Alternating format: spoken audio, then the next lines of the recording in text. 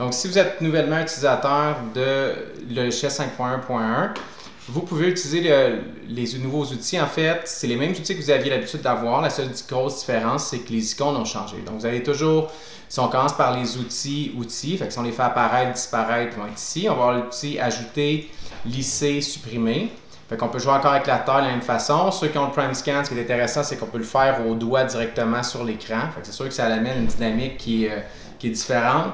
La majorité des gens apprécient énormément. Moi, personnellement, j'utilise beaucoup plus l'outil lisser maintenant, en tout cas lisser, ajouter, supprimer, maintenant que c'est au doigt.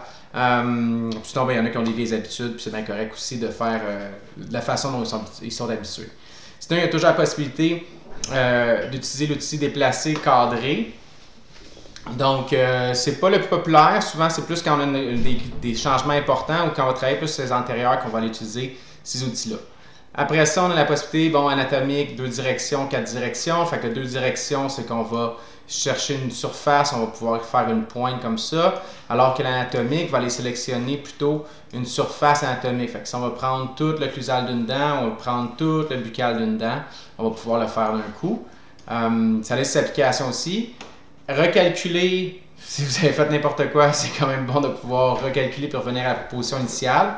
Puis sinon, c'est les variations biogénériques. Variations biogénériques, c'est relativement récent que ça existe. Ce qui est intéressant, c'est que le logiciel est tellement performant pour donner une dent ou proposer une restauration qui correspond à ce qu'on trouve autour.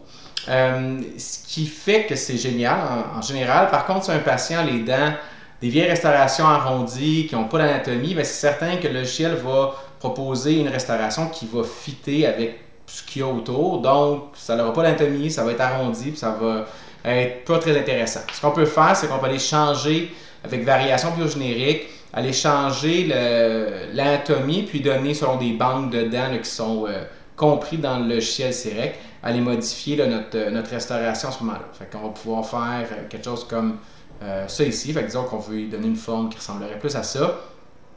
On va faire la modification.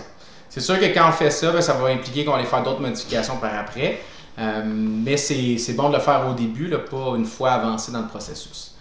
Finalement, il y a l'outil Contact. Contact, c'est génial, surtout pour le côté occlusal. Okay? Distal, mésial, je vous dirais de vous méfier parce que ça peut arriver que si on lui demande de changer le contact au mésial, fait que disons nous c'est sûr qu'on a demandé du jaune ici, là.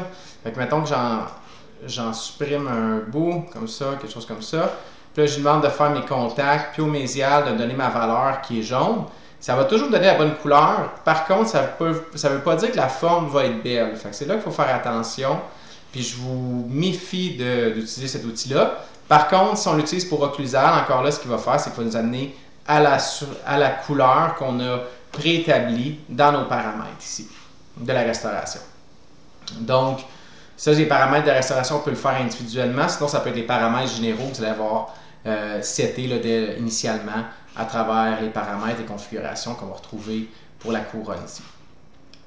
Donc, ça, on vient à nos outils. Fait que ça, c'est les outils. Afficher objet, ça n'a pas changé. Encore là, les icônes sont différents, mais c'est toujours faire afficher le maxillaire, le mandibule. Faire afficher la biocopie. Fait que si on enlève notre maxillaire, on voit que la biocopie ici est d'une teinte plus jaunâtre. C'est une bonne référence, en fait, parce que ça nous permet de savoir où était la dent, en fait, la restauration de la dent originale. Puis, de savoir qu'est-ce qu'on est en train de designer, à quelle hauteur. Fait que vous allez voir, c'est un outil qui est le fun à utiliser. L'épaisseur minimale, on peut le faire apparaître. Comme on est en Impress CAD, c'est sûr que notre logiciel nous demande d'avoir... Le logiciel prend en considération les recommandations de manufacturier. Fait que quand on parle d'Impress CAD, l'espacement, l'épaisseur minimale radiale, il demande d'avoir 1,5 cm. Épaisseur occlusale de matériel, d'avoir 1,5 cm aussi. Donc, c'est sûr que c'est quand même important.